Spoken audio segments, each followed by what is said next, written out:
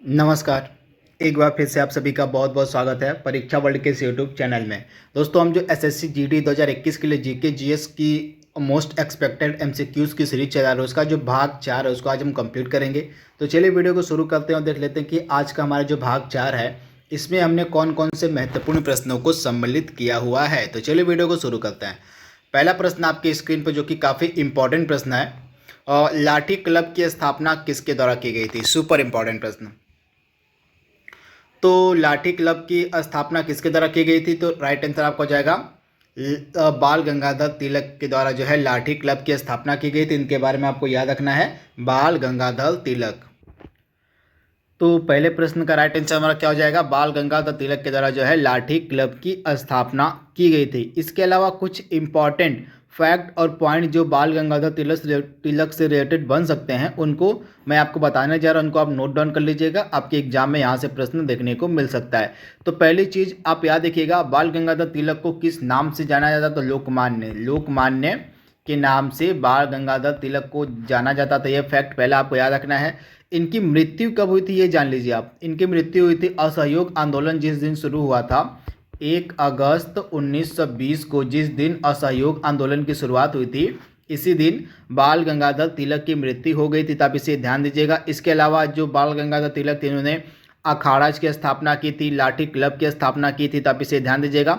इसके अलावा बाल गंगाधर तिलक की तरह तो इम्पॉर्टेंट फेस्टिवल की शुरुआत की गई थी। एक था आपका गणपति उत्सव। गणपति उत्सव की शुरुआत कब की गई थी, तो 1893 में। 1893 में गणपति उत्सव की इन्होंने शुरुआत की। और एक उत्सव दूसरा था शिवाजी उत्सव। शिवाजी उत्सव की शुरुआत इन्होंने कब की, तो 1896 में। तो इसे आप याद रखिएगा, 1896 में इन्होंने शिवाजी उत्सव की शुरुआत की और 1893 में गणपति उत्सव की इन्होंने शुरुआत की। तो आप इसे याद रखिएगा। इनको जो है मांडले यानी कि मांडले की जेल में भी भेजा गया था, देशद्रोह का आरोप लगाकर ब्रिटिश गवर्नमेंट के द्वारा देशद्रोह का आरोप लगाकर इनको मांडले की जेल में भेजा गया था 6 वर्ष के लिए। तो इसे भी आप ध्यान दीजिएगा। इनकी एक फेमस पुस्तक है गीता रहस्य। तो आप इसे याद रखिएगा, इनकी एक फेमस पुस्तक है बाल गंगाधर तिलक की गीता रहस्य। तो आपसे पूछी जा सकती है। इसके अलावा जो बाल गंगाधर तिलक, इनके द्वारा होम रूल लीग की स्थापना की गई थी। आप इसे याद रखिएगा, अप्रैल 1916 में बाल गंगाधर तिलक के द्वारा होम रूल लीग की स्थापना की गई थी। तो इनके बारे में आपको याद रखना है। तो होम रूल लीग जो इनकी थी, इन्होंने स्थापना की थी अप्रैल 1916 में। कहाँ पे, तो महाराष्ट्र में। इनकी जो होम रूल लीग थी, इसके लोकेशन भी आप याद रखिएगा।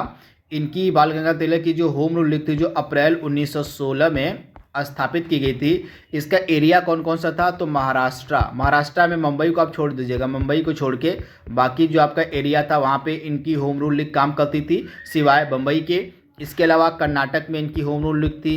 इसके अलावा आपका सेंट्रल प्रोविंस हो गया, इसके अलावा बरार, ये सभी इंपॉर्टेंट जो एरिया थे यहाँ पे काम करती थी इनकी बाल गंगाधर तिलक की होम रूल लीग। इसके अलावा जितने भी भारत के शेष हिस्से बचते थे, उन हिस्सों पर जो आपकी थी एनी बेसेंट, उनकी होम रूल लीग कार्य करती थी। यानी कि जो जो एरिया आपका बच जाता है इनकी होम रूल लीग से, उस एरिया को कवर कौन करता है, तो एनी बेसेंट की तरह जो दूसरी होम रूल लीग बनाई गई थी सितंबर 1916 में, वह बाकी के एरियाज को कवर करती है। तो आप इसे ध्यान दीजिएगा। तो ये सारे फैक्ट आपको याद रखने हैं। बाल गंगाधर तिलक से रिलेटेड आपसे एग्जाम में कुछ भी पूछा जा सकता है। अगला प्रश्न यहाँ पे हमारा है, खोपड़ी का अध्ययन को क्या कहा जाता है। सुपर इंपॉर्टेंट प्रश्न। तो खोपड़ी के अध्ययन को हम क्या कहते हैं, तो खोपड़ी के अध्ययन को कहा जाता है क्रेनियोलॉजी। यानी कि ऑप्शन आपका ए बिल्कुल सही है, क्रेनियोलॉजी। अगला प्रश्न यहाँ पे हमारा है, भारत के अंदर प्रथम स्थापित परमाणु संयंत्र यानी कि एटॉमिक प्लांट इनमें से कौन सा है, आपको बताना है। तो भारत के अंदर स्थापित परमाणु संयंत्र पहला कौन सा है, तो आप ध्यान दीजिएगा, तारापुर परमाणु संयंत्र। यानी कि ऑप्शन आपका ए बिल्कुल सही है। जो तारापुर परमाणु संयंत्र है, यह भारत के अंदर प्रथम स्थापित परमाणु संयंत्र है। यहाँ पे आप देख रहे हैं जितने भी परमाणु संयंत्र हैं उनको मैंने यहाँ पे अपलोड किया हुआ है। तारापुर में मिलेगा महाराष्ट्र में, यह पहला भारत का परमाणु संयंत्र था। रावत भाटा आपको मिलेगा राजस्थान में। इसके अलावा काकरापारा मिलेगा आपको गुजरात में। जैतपुर आपको मिलेगा महाराष्ट्र में। नरौरा आपको मिलेगा उत्तर प्रदेश में। कलपक्कम आपको मिलेगा तमिलनाडु में। कैगा आपको मिलेगा कर्नाटका में और कुडानुकुलम मिलेगा आपको तमिलनाडु में। ये सभी न्यूक्लियर पावर प्लांट है भारत के, इनको आप याद कर लीजिएगा। यहाँ से आपके एग्जाम में प्रश्न देखने को मिल सकता है, उनकी लोकेशन आपको याद रखनी है। जैसे काकरापारा किस राज्य में है, तो गुजरात आपको याद रखना पड़ेगा। इसके बाद अगला प्रश्न यहाँ पे हमारा है, सूखा रोग निम्नलिखित में से किस विटामिन की कमी से होता है? सुपर इंपॉर्टेंट प्रश्न। तो दिए गए ऑप्शंस में से जो सूखा रोग है किस विटामिन की कमी से होता है? तो इस प्रश्न का राइट आंसर हो जाएगा ऑप्शन डी, विटामिन डी की कमी से आपका सूखा रोग होता है, तो आप इसे ध्यान दीजिएगा। इसके अलावा जो विटामिन डी होता है इसका आपसे रासायनिक नाम पूछा जा सकता है, तो कैल्सीफेरॉल। क्या होता है? कैल्सीफेरॉल जो होता है इसका आपका रासायनिक नाम होता है, मैं यहाँ पे लिख दे रहा हूँ, कैल्सीफेरॉल जो होता है विटामिन डी का रासायनिक नाम होता है, तथा इसकी कमी से सूखा रोग होता है। बच्चों में रिकेट्स नामक बीमारी होती है और वयस्कों में क्या होती है? ऑस्टियोमैलेशिया नामक बीमारी होती है, तो इसे आप ध्यान दीजिएगा, तथा इसका रासायनिक नाम है कैल्सीफेरॉल। अगला प्रश्न यहाँ पे हमारा है, भारत सरकार ने संयुक्त राष्ट्र अमेरिका को लाल चावल की पहली खेप भेजी है, तो आपको बताना है कि यह जो लाल चावल है भारत के किस राज्य में उगाया जाता है? तो यह लाल चावल भारत के असम में उगाया जाता है, तो ऑप्शन आपका बी बिल्कुल सही है। आपको कमेंट बॉक्स में बताना है कि यह जो लाल चावल है इसका एक अन्य नाम कौन सा है, इसको आपको कमेंट बॉक्स में बताना है कि लाल चावल का एक अन्य नाम कौन सा है। तथा यह जो लाल चावल है असम का काफ़ी इंपॉर्टेंट चावल है, जिसको हाल ही में संयुक्त राज्य अमेरिका भेजा गया था।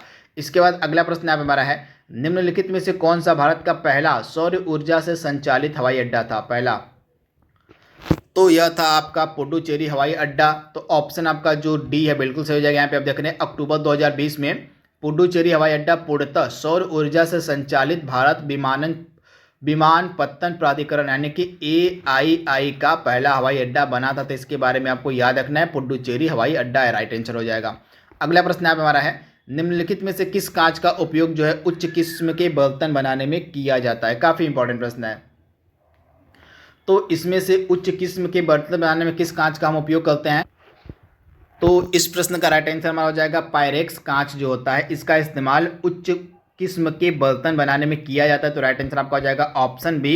वही क्रूक्स कांच का इस्तेमाल किस में किया जाता है? तो जो क्रूक्स कांच आपके होती है चश्मे का लेंस इनसे बनाया जाता है। चश्मे का जो लेंस आपका होता है, चश्मे का जो लेंस होता है यह क्रूक्स कांच की सहायता से बनाया जाता है। वहीं फोटोक्रेमिक कांच का उपयोग कहाँ किया जाता है? तो जो आपका क्रेमेटिक यहाँ पे होगा, हाँ, तो फोटोक्रेमेटिक कांच जो होता है इसका उपयोग धूप का चश्मा बनाने में किया जाता है। धूप का चश्मा बनाने में फोटोक्रेमेटिक कांच का इस्तेमाल किया जाता है। उसके अलावा फ्लिंट कांच का इस्तेमाल कहाँ किया जाता है? तो आपका जो फ्लिंट कांच होता है इसका उपयोग प्रिज्म बनाने में किया जाता है। तो ये सारे कांच हैं, इनका उपयोग किस प्रकार से किया जाता है मैंने आपको बता दिया है, इनको आप नोट डाउन कर लीजिएगा।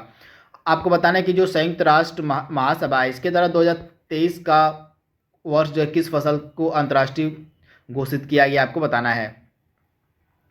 तो साल जो 2023 होगा यह किस फसल का अंतर्राष्ट्रीय वर्ष होगा? तो यह अंतर्राष्ट्रीय वर्ष होगा बाजरा का, यानी कि जो आपकी संयुक्त राष्ट्र महासभा है इसने साल 2023 को बाजरे की फसल का अंतर्राष्ट्रीय वर्ष घोषित किया है, तो ऑप्शन आपका बी बिल्कुल सही है।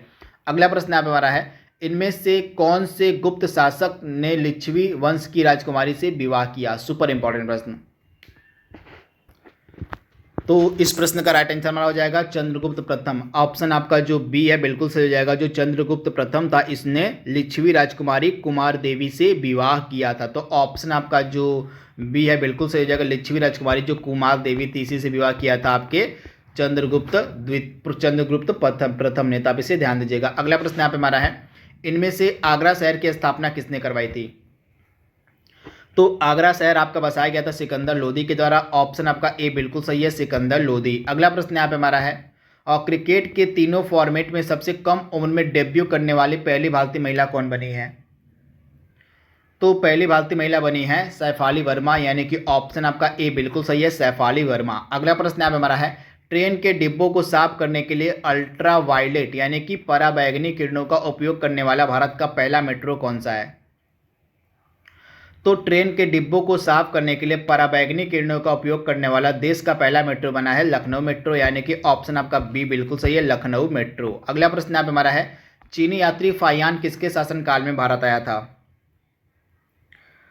तो चीनी यात्री जो फायान था यह विक्रमादित्य, जिसको हम चंद्रगुप्त द्वितीय के नाम से भी जानते हैं, चंद्रगुप्त द्वितीय के नाम से भी इसको जाना जाता है। तो इसी के शासनकाल में जो चीनी यात्री फायान था वह भारत आया हुआ था। तो आप इसे ध्यान दीजिएगा, राइट आंसर आपका क्या हो जाएगा, विक्रमादित्य यानी कि चंद्रगुप्त द्वितीय। वहीं हर्षवर्धन के शासनकाल में कौन आया था, तो वेनसोंग, जो चीनी यात्री वेनसोंग था यह हर्षवर्धन के शासनकाल में भारत आया हुआ था। अगला प्रश्न यहाँ पे हमारा है, विटीकल्चर का संबंध निम्न में से किससे है।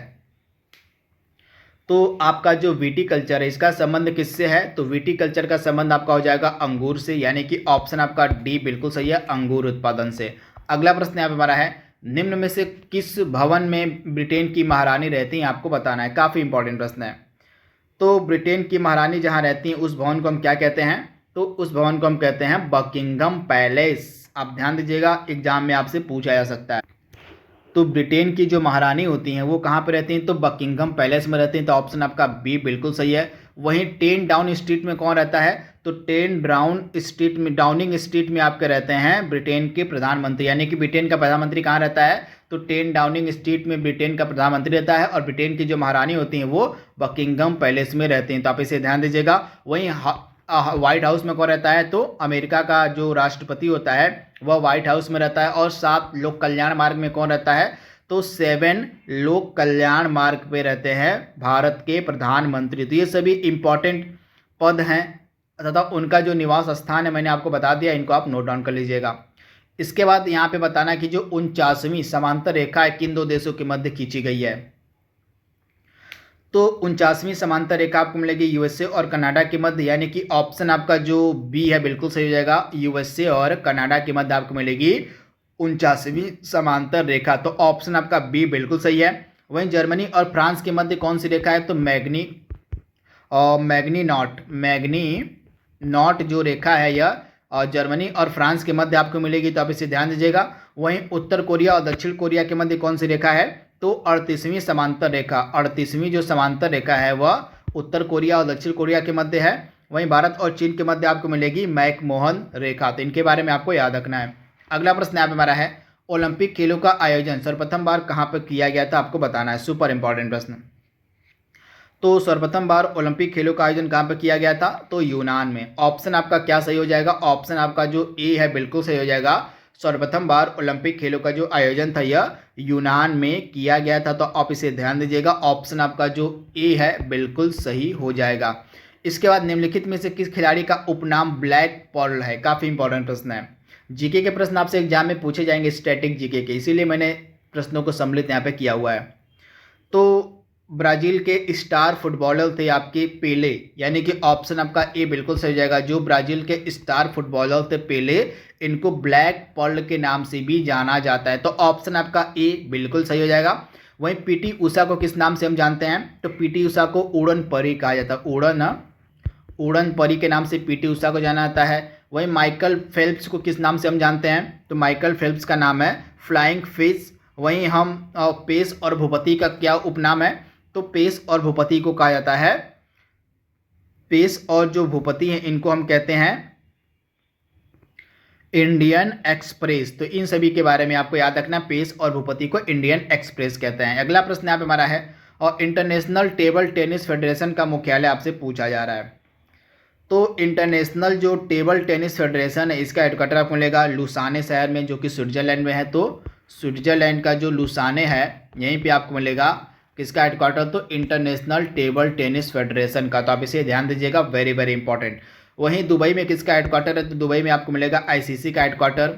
इसके अलावा मलेशिया में किसका हेडक्वार्टर है, तो विश्व बैडमिंटन फेडरेशन का जो हेडक्वार्टर यानी कि बैडमिंटन का जो हेडक्वार्टर है वह मलेशिया के कुआलालंपुर में है। तो आप इसे ध्यान दीजिएगा।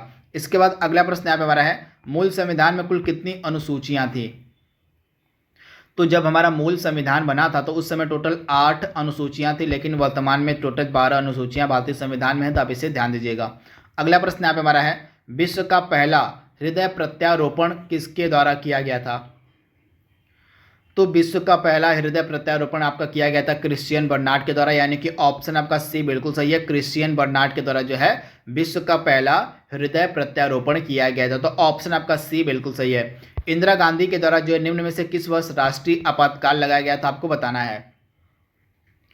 तो राष्ट्रीय आपातकाल श्रीमती इंदिरा गांधी के कार्यकाल में कब लगाया गया था? तो 1975 में। तो ऑप्शन आपका जो बी है बिल्कुल सही हो जाएगा, उस समय इंदिरा गांधी प्रधानमंत्री थी।